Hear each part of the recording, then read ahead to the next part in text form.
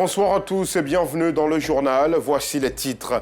La communauté musulmane nationale commémore ce mardi 26 septembre la nuit du Maoulid, une nuit durant laquelle est né le prophète Mohammed. Les fidèles se retrouveront dans les mosquées, mais aussi dans les autres lieux de culte pour multiplier les prières sur celui qui est considéré comme le dernier messager de Dieu. Dans ce journal, nous irons aussi à Trècheville. La commune Nzassa enregistre un nouveau fléau, celui des garages mécaniques à ciel ouvert. On en rencontre presque partout à Trècheville. Ces garages illégalement installés sont à l'origine d'embouteillages monstres et créent un désordre dans la commune. La colère de la rédaction en début de journal. Voilà pour le sommaire. Vous êtes les bienvenus. Commençons par le carton rouge.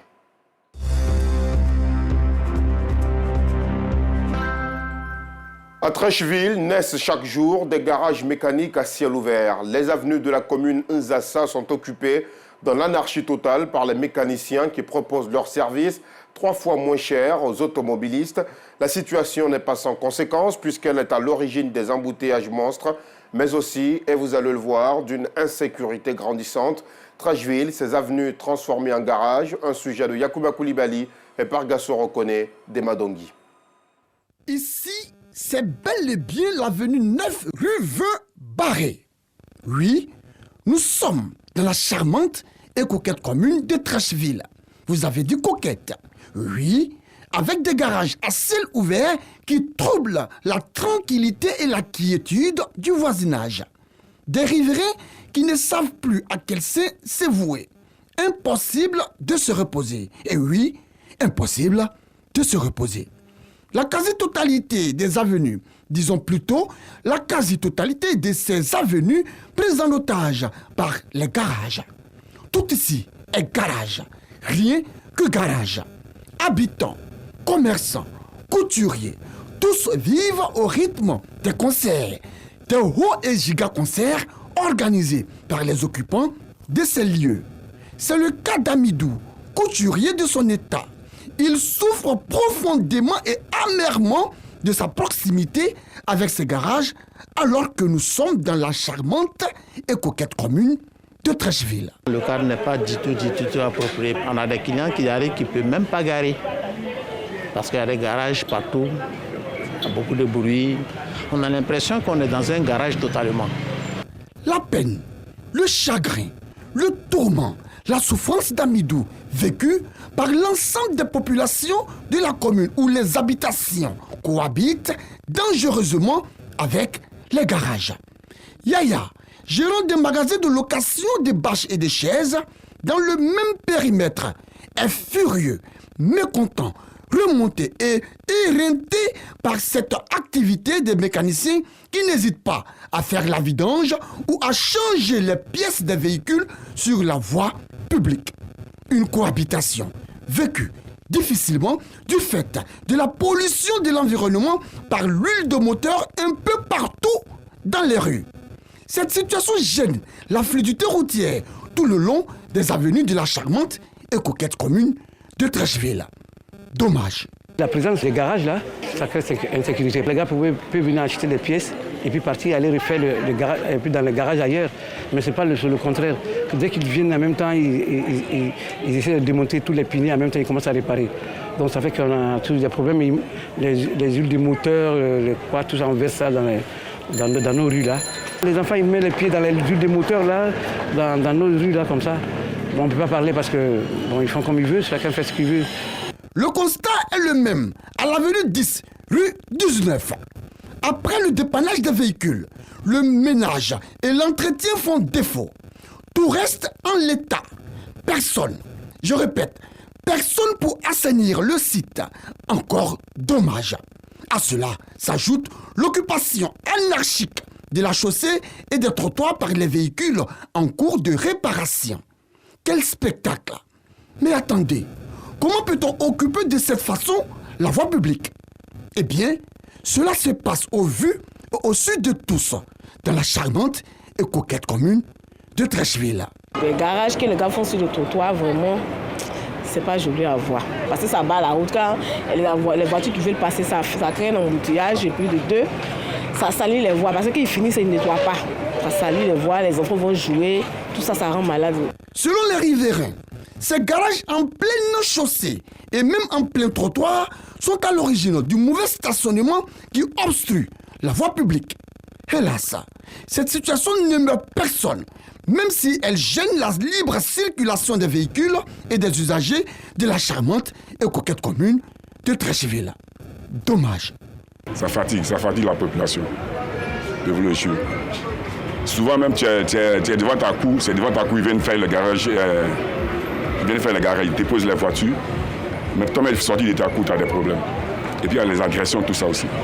Vraiment, il y a des risques d'agression. Parce que les agresseurs s'arrêtent derrière les voitures, parce que souvent les voies ne sont pas éclairées. Quand tu passes sans le savoir, et le gars sort derrière la voiture, il tombe sur toi. Vraiment, il y a une sécurité des piétons. Parce que tu peux pas prendre la voie normale. La voie normale, c'est où ils ont stationné les voitures. Donc c'est un arrangement. Tu dois prendre la voie où les voitures passent. C'est pas bon. Les automobilistes qui doivent rejoindre leur domicile et qui doivent emprunter ces avenues déplorent, désapprouvent, regrettent, souffrent et pleurent même les ralentissements, les embouteillages et les risques d'accrochage.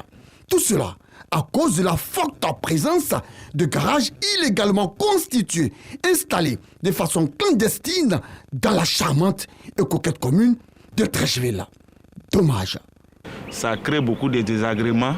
Souvent, on a du mal, même nous, en tant que transporteurs, à trouver de la place pour prendre nos clients. Ça provoque aussi des accidents, puisque souvent, les piétons sont obligés de se faufiler. Bon, c'est un peu... Là, il n'y a plus de trottoir. Voilà, donc c'est un peu compliqué. Si on pouvait les aider, les mettre quelque part, voilà, ça l'aide bien. Les mécaniciens qui sont dans le quartier ici, sincèrement, c'est gênant. Souvent, on arrive même du boulot, on ne sait même pas où il faut garer. Et les voitures peuvent rester ici pendant même des mois. Ça nous pénalise, mais nous, on ne peut rien. Hein. C'est un mal nécessaire, quoi. J'habite ici, le mécanicien, il est là. Moi, au lieu d'aller jusqu'à Andautré, aller faire réparer ma voiture, bon, je descends, je l'appelle, il vient, il me rend service et puis bon, je suis parti, quoi. Faire réparer sa voiture par un mécanicien est légal. Mais le faire dans la rue, cela est strictement et purement interdit, défendu, proscrit et condamné. Regardez vous-même, ces liquides de moteur qui salissent la voie publique, mais surtout ces pièces détachées qui obstruent la chaussée. Dans une commune comme Treichville, que dis-je, dans la charmante et belle commune de Treichville, doit-on assister à ce genre de spectacle de garage à ciel ouvert qui désole les habitants? Nous disons non, non et non. Ce constat amer a même poussé le ministère de l'Hydraulique, de l'Assainissement et de la Salubrité à prendre un arrêté pour mettre fin à ces activités sur nos routes et avenues. Mais pourquoi ces mécaniciens s'entêtent-ils à occuper et à salir la voie publique? Messieurs, c'est bien de vous qu'il s'agit. Pourquoi vous salissez et gênez les habitants de la charmante et belle commune de Treichville? Pourquoi vous le faites? On se poserait la question suivante. Qu'est-ce qui pourrait expliquer le mutisme, le silence, la sérénité, le calme du ministère vu que cette activité sur la voie publique est interdite? On se poserait aussi la question suivante. Quelle est la part de responsabilité des autorités municipales? Pourquoi ont-elles décidé de se taire face à cette situation? En attendant des réponses à toutes ces questions, la rédaction de RTI2 n'entend pas rester muette face à la galère et à la souffrance des populations de la charmante et belle commune de Treichville. C'est pourquoi elle attribue un carton rouge aux propriétaires de garages qui salissent, bouchent, obstruent la voie publique et qui refusent d'aménager sur des espaces appropriés. Carton rouge au ministère de l'Hydraulique, de l'Assainissement et de la Salubrité pour le manque de suivi, quand on sait qu'un arrêté proscrit toute activité sur la voie publique. Carton rouge, oui, carton rouge et encore carton rouge à la mairie de Treichville qui reste indifférente, muette et les bras croisés face à cette situation d'indiscipline et d'incivisme notoire, exagéré, excessif, outrancier et hyperbolique. En tout cas, la rédaction de RTI2, quant à elle, a parlé. Que ceux qui ont des oreilles pour entendre, entendent. Les artisans installés le long de la voie du lycée technique de Cocody jusqu'à l'ONPCE ont eu moins de chance. Ils ont été déguerpis tôt ce matin par les caterpillars du ministère de l'Équipement et de l'Entretien routier. Les dégâts sont considérables. Des magasins, des meubles de maison et plusieurs autres matériels ont été écrasés. Les artisans ont été surpris à 10 h par l'arrivée des machines. Ce sont plus de 300 artisans qui se retrouvent ainsi à la rue, présents sur les lieux au moment du déguerpissement. Nos reporters Clarisse Kayala, Kader Bachil ont recueilli leurs propos. Je vous propose de les écouter. Il y a beaucoup de pères de famille qui sont en chômage. La rentrée qui est là, on n'a pas encore fini de payer nos scolarisation des enfants. On ne peut pas les voler pour venir inscrire les enfants à l'école. Ayez pitié des pauvres qui se débrouillent. Nos bagages sont restés, on n'a rien récupéré. Ils ont cassé beaucoup de nos affaires ici. Ils ne nous ont même pas donné 5 francs. Pratiquement comme ça à la rue. Il n'y a même pas place où on doit pas dire s'installer. Quand ils sont venus la machine.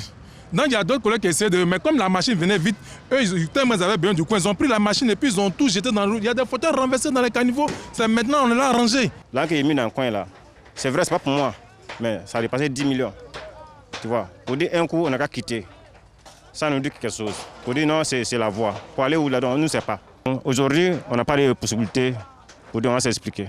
La décision est venue le 8 et aujourd'hui, on nous déguerpit. Là, on ne sait même pas ce que faire. On est obligé de s'arrêter comme ça pour regarder parce qu'on ne sait pas s'il y a une dernière autorité qui va venir dire c'est comme ça, parce qu'il n'y a rien, il n'y a pas de solution. Au reste de l'actualité, on en sait un peu plus sur les victimes de l'intoxication alimentaire survenue à Niangban, dans la sous-préfecture de Djebonois, au centre du pays. Ce sont 10 enfants dont l'âge varie entre 3 et 15 ans. Ils sont morts après avoir consommé de la bouillie de maïs. Le drame s'est déroulé dans la nuit du samedi 16 au dimanche 17 septembre 2023. Les enfants ont été enterrés hier lundi dans le cimetière de Niangban, leur village. Le témoignage de Nou Sangaré et Seri Konaté. Le village de Niangban, à une trentaine de kilomètres de Boaké, est dans les mois. 10 enfants y ont perdu la vie des suites d'une probable intoxication alimentaire. Les victimes ont été mises en terre dans la journée du lundi 25 septembre, où il repose à jamais dans le cimetière du village.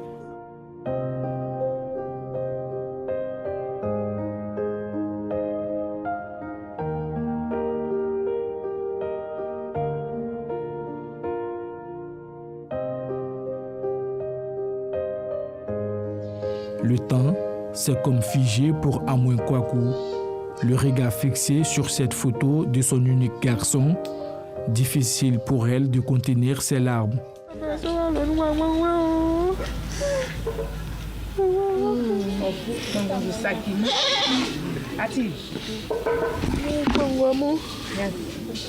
Tout a commencé dans la matinée du samedi 16 septembre. Amouin Kwaku a acheté de la bouillie pour son petit garçon âgé de 3 ans. Il a par la suite eu des troubles digestifs avant de rendre l'âme. Samedi, c'est réveillé, il dit, il veut boire baka. Il a été boire baka pour l'enfant là. Il a bu. Il a laissé aussi, moment il a bu le reste là. On est parti au champ. Quand on est arrivé au champ, il dit, il veut faire popo. Il a fini de faire popo. Après ça, il me dit, il a sommeil. Il dit, qu'est-ce qu'on vient jouer? Il dit, non, il a sommeil. Il n'a pas te coucher. Ma tante a préparé riz. Il a appelé qu'il n'a vu non, il dit pas qu'il a sommeil. Il dit il dit qu'il a sommeil. Il a faut te coucher. Il a couché. Il est venu à la maison. Il envoie à l'hôpital. Il dit bon. Il a donné des médicaments. Il a pris des médicaments à la maison. Le soir, il était assis un peu. Pas te coucher. Il a commencé à vomir encore. La nuit, il a commencé à vomir encore. Dimanche matin, il est couché là-bas, il va te le voir, il a vomi comme ça. Il a fait sortir. Il envoie à l'hôpital encore en Djebono. Et en Djebono, on dit qu'elle est au CHU. Chez le Boaké? Oui, chez le Boaké, c'est là-bas. On est parti. J'ai perdu mon enfant, il me fait trop mal. J'ai aimé mon fils là trop. Le décès du petit Chris a été suivi de morts en cascade, plongeant ainsi plusieurs familles dans le deuil. Marguerite est l'une des rescapées de ce sinistre. Elle affirme avoir consommé la même bouillie de maïs. Je suis venue trouver mes parents qui avaient acheté aussi. J'ai demandé à mon papa pour qu'il puisse acheter au moins pour 50 francs pour moi. Donc quand j'ai pris la bouillie, je suis rentrée au bord. De là-bas, je me sentais faible. Mais comme d'habitude, moi, je suis fatiguée en moi-même. Je pensais que c'était la fatigue qui était en moi. De là à 22h, j'ai commencé à avoir des vomissements. Donc j'ai vomi toute la nuit jusqu'au petit matin. Moi, j'ai fait 4 jours au CHU. C'est le jeudi que je suis rentrée à la maison par la grâce de Dieu. Adjoa, septuagénaire, vend la bouillie de maïs dans le village depuis plus d'une décennie. C'est elle qui a préparé la bouillie qui serait à l'origine des nombreux décès. Adjoa n'en revient pas jusque-là. Elle qui a perdu 4 de ses petits-enfants. Elle a le bien.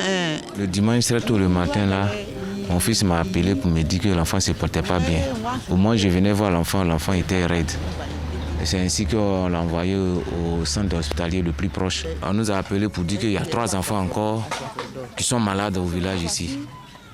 C'est ainsi que ma fille est venue les chercher pour les envoyer au CHU de Bouaké. À la suite des décès des enfants, vraiment, j'ai eu de la compassion, ça m'a fait mal. Mais moi, je ne sais pas comment cela est arrivé. Parce que la bougie, je la fais d'habitude comme ça. Le jour que j'ai préparé, là, moi-même, j'en ai consommé. Mes enfants, même le voisinage. Mais c'est les enfants que ça tue. Moi, je n'arrive pas à comprendre cette situation. Peut-être que c'est l'eau. Parce qu'il y a des bidons que je mets de l'eau dedans, bien fermés, qui sont au dehors. Si c'est dans ça, ils ont mis un produit toxique pour pouvoir m'incriminer. Là, je n'en sais rien, en tout cas. Sinon, Le prélèvement des sécrétions des victimes et des aliments consommés ont été acheminés à l'INHP, Institut national d'hygiène publique, et transférés dans des laboratoires compétents pour des analyses afin de déterminer les causes exactes du drame. Le pont Alassane Ouattara, appelé pont Ado, sera fermé à la circulation demain mercredi 27 septembre 2023. Le ministère de l'Équipement et de l'Entretien routier l'a annoncé dans une note. Cette décision intervient pour permettre aux populations abidjanaises de visiter l'ouvrage d'art en toute sécurité, et cela en raison du jour férié décrété à l'occasion du Maoulid. Le Maoulid, vous le savez déjà, c'est la commémoration de la naissance du prophète Mohammed. La célébration est très importante aux yeux des musulmans. Ils se rendent toute la nuit durant dans les mosquées et autres lieux de culte pour prier. Le reportage d'Assitan Diarra et Farid Assissé. Le Maoulid est célébré dans la nuit de ce mardi 26 au mercredi 27 septembre. Une occasion pour les fidèles musulmans de renforcer leur foi et invoquer Dieu pour l'exaucement de leurs vœux. La célébration de la nuit du Maoulid représente pour nous une nuit d'adoration. Cependant, nous allons prier, nous allons écouter les prêches. Le jour de Maoulid aussi, c'est une cause aussi. Donc on doit ressentir quelque chose qu'on ne ressent pas dans un jour. On explique ses histoires, connaître ses parents, comment il est venu, comment il est, pour le connaître au fait. Je vais veiller de 22h à 4h, si Dieu le permet. La nuit du Maoulid est une nuit d'adoration qui mérite l'attention de tous les musulmans. Une nuit très spéciale pour la communauté musulmane, selon l'imam Ouattara. Le Maoulid représente vraiment un très grand moment pour un musulman. D'abord, le prophète sallallahu alayhi wa sallam, Dieu, dans sa miséricorde, nous a donné ce grand homme pour toute l'humanité, en particulier pour les musulmans.